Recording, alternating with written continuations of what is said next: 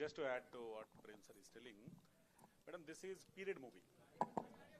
This is a, can you hear me? Yeah. It's a period movie, 1970s. ಈಗ ಎಲ್ಲ ನಾವು build ಮಾಡಬೇಕು. Okay, live ಲೊಕೇಶನ್ಸಲ್ಲಿ shoot ಮಾಡೋಕ್ಕಾಗಲ್ಲ. Next time in fact I request director Prem ಅವರು ಮತ್ತು everybody in the team, next press meet, next interaction ಸೆಟ್ಟಲ್ಲಿ ಮಾಡೋಣ, ನಮ್ಮ ಸೆಟ್ಟಲ್ಲಿ ಮಾಡೋಣ. You will know, town hall to KR market to all this entire circle, the sets that have been put up to replicate 1970, all that took time, number one. Number two, if you see the star cast, because they are also busy doing so many things, there are combination scenes, we have to get everybody together and you have to do all those, plus CG work. So because when you are doing a big scale, instead of doing something mediocre, bringing it to people, he wants to do the best work and then showcase. Good work will take some time. So therefore, it is only about when we are coming. See, we will talk about whether you liked what you have seen, and what is that you are talking about with respect to movie. Date will definitely come out and tell, as he was telling, ee tingalali innondu song bittu we'll announce the date and get going, because we just want to see final output after CG. But avagle 3 months anta andro, so is it going to be a December release? ಇದು ಯಾವ ತಿಂಗಳು madam ಇದು? July September October, correct 3 months ಆಯ್ತಲ್ಲ madam? July September October 3 months. August ಬಿಟ್ಬಿಟ್ರಿ? August ಇದೆಯಾ? August ಇದೆಯಲ್ಲ sir, July ಮುಗಿದೋಯ್ತು, August 3 months ಆಯ್ತಲ್ಲ ಮೇಡಮ್? ಸೆಪ್ಟೆಂಬರ್ ಇಲ್ಲ ಅಕ್ಟೋಬರ್?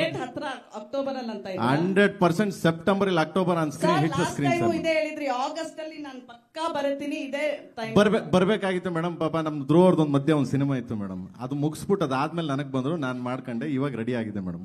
ಮಾಡ್ಬೇಕಲ್ಲ ಮೇಡಮ್, ಇನ್ನೊಬ್ರಿಗೂ ಅದು ಸಾರದೆ ದುಡ್ಡು, ಅವರೇ ಸಾರೆ ಕೊಟ್ಟಿದ್ರು ಅದಕ್ಕೂ. ಸೊ ಏನ್ ಮಾಡ್ಲೇಬೇಕು ಮೇಡಮ್, ಏನು ಮಾಡೋಕ್ಕಾಗಲ್ಲ. ಒಬ್ರು ಮುಂದೆ ಹೋಗ್ತಾರೆ ಅಂದ್ರೆ ಆಯ್ತು ನಡಿ ಗುರು, ನಾನು ಆಮೇಲೆ ಹಿಂದೆ ಬರ್ತೀನಿ ನಿಂದು ಮಾಡ್ಬೇಕು. ಆಗಲ್ಲ ನೀನ್ ಆಗಲ್ಲ ಅನ್ನಕ್ಕಾಗಲ್ವಲ್ಲ ಮೇಡಮ್? ಎಂತಂದ್ ಮೇಡಮ್, ಕಲ್ತ್ಕೊಬಿಟ್ರು. ಬನ್ನಿ ನೀವು ಸರ್. ಪ್ರೇಮ್ ಧ್ರುವ ಸರ್ಜಾ ಪ್ರೇಮ್ ಸರ್, ಧ್ರುವ ಮತ್ತು ಪ್ರೇಮ್ ಅವ್ರ ಇಬ್ಬರಿಗೂ ಅಭಿನಂದನೆಗಳು. ಯಾಕೆ ಅಭಿನಂದನೆ ಅಂದ್ರೆ, ಒಂದು ಸಿನಿಮಾ ಏನಾದ್ರು ಪ್ರಶ್ನೆ ಬಂದಾಗ, ಅಂದ್ರೆ ನೀನ್ ಮೊನ್ನೆ ತಮಿಳ್ನಾಡಲ್ಲಿ ಕುತ್ಕೊಂಡು ಆನ್ಸರ್ ಮಾಡಿದಂತ ರೀತಿ, ಅಂದ್ರೆ ಸಾಮಾನ್ಯವಾಗಿ ಕೋಟ್ಯಾಂತರ ರೂಪಾಯಿ ಹಾಕಿರ್ತಾರೆ ಸಿನಿಮಾಗೆ. ಆ ಸಿನಿಮಾಗೆ ಏನೇ ಒಂದು ಸ್ಟೇಟ್ಮೆಂಟ್ ಕೊಟ್ಟರು ಕೂಡ ಅದ್ರ ಮೇಲೆ ಎಫೆಕ್ಟ್ ಆಗುತ್ತೆ ಅಂತ ಯೋಚನೆ ಮಾಡಿ ಹೇಳುವಕ್ಕೆ ಹಿಂದೆ ಮುಂದೆ ನೋಡೋ ರೀತಿನಲ್ಲಿ ಬ್ಯಾಲೆನ್ಸ್ ಮಾಡಿ ಮಾತಾಡೋದನ್ನ ನಾವು ಕಂಡಿದ್ವಿ. ಬಟ್ ಭಾಷೆ ಅಂತ ಬಂದಾಗ ನೀವಿಬ್ಬರು ಕೊಟ್ಟಂತ answer, so really great and ಅಭಿನಂದನೆಗಳು ನಿಮ್ಮಿಬ್ಬರಿಗೂ.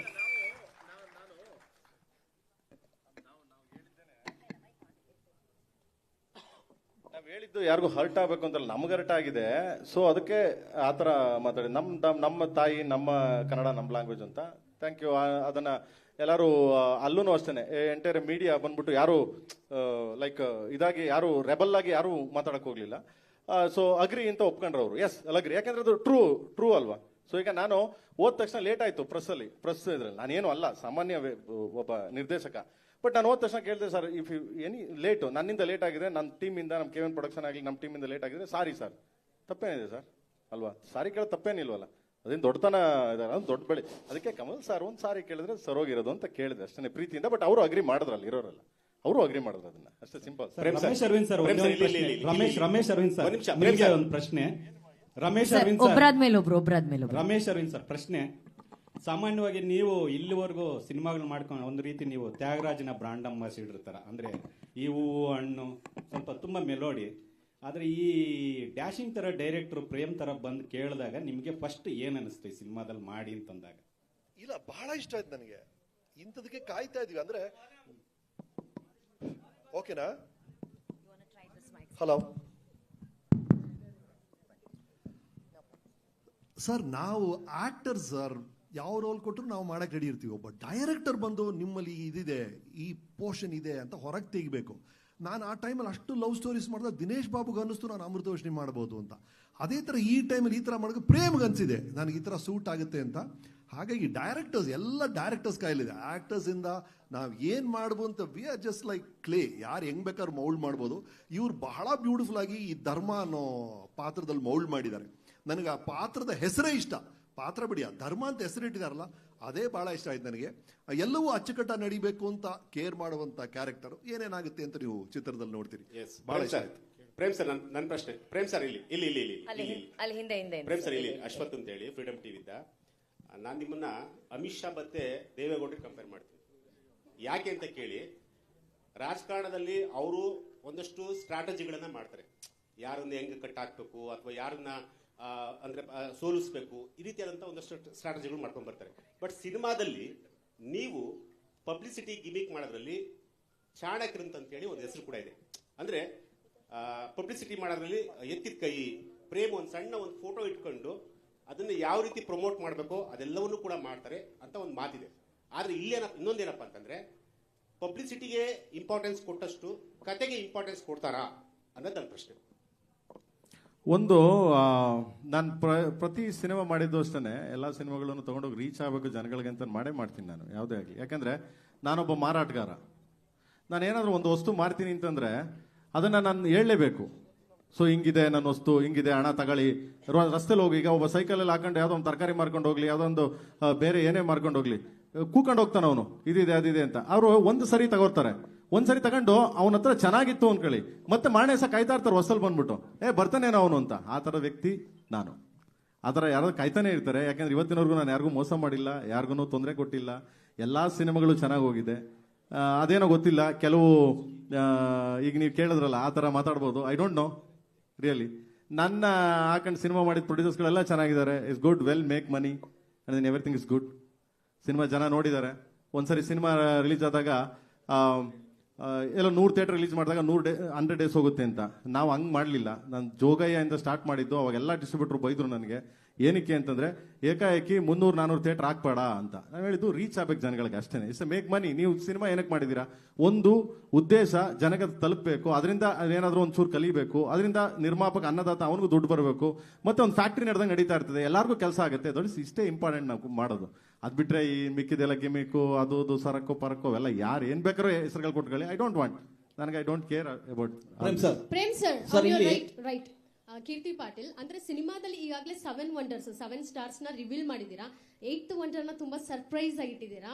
ಅಂದ್ರೆ ನಾನು ಹೇಳಕ್ ಹೊರಟಿರೋದು, ಇತ್ತೀಚೆಗಷ್ಟೇ ಸುದೀಪ್ ಸರ್ ಸುದ್ದಿಗೋಷ್ಠಿಯಲ್ಲಿ ಈ ಪ್ರಶ್ನೆ ಕೇಳಿದಾಗ, ಪ್ರೇಮ್ ಅವರು ಅಷ್ಟು ಖರ್ಚು ಮಾಡಿ ಸುದ್ದಿಗೋಷ್ಠಿ ನಡೆಸ್ತಾರೆ, ಸೊ ಕೇಡಿನಲ್ಲಿ ನಾನು ಇದೀನೋ ಇಲ್ಲೋ, ಪ್ರೇಮ್ ಅವ್ರನ್ನೇ ನೀನು ಈ ಪ್ರಶ್ನೆ ಕೇಳಬೇಕು ಅಂತ ಹೇಳಿದ್ರು. ಅದನ್ನ ಯಾವ್ದಾದ್ರು ಅದು ನಿಜನೇ ಆದ್ರೆ ನಾನು ಅವ್ರನ್ನೇ ಸಾರ್ನೆ ಕರ್ಕೊಂಡು ಕೂರಿಸ್ತೀನಿ, ಅವಾಗಲೇ ಅವ್ರು ಕೇಳೋರು ಅಂತ. ಸರ್ ಇದರ ಇಲ್ಲ, ಅದನ್ನ ಹೇಳಿದ್ರೆ ಚೆನ್ನಾಗಿರುತ್ತೆ. ಅಲ್ಲ, ಅದು ನಾನು ಅದನ್ನೇ ಹೇಳ್ತಾ ಇರೋದು. ನಾನು ಇದ್ರೆ ನಾನು ಖಂಡಿತವಾಗ್ಲೂ ಅವ್ರನ್ನೇ ಕರ್ಕೊಂಡು ಕೂರಿಸ್ತೀನಿ. You can clue sir, clue ಕೊಡ್ಬೋದಲ್ಲ?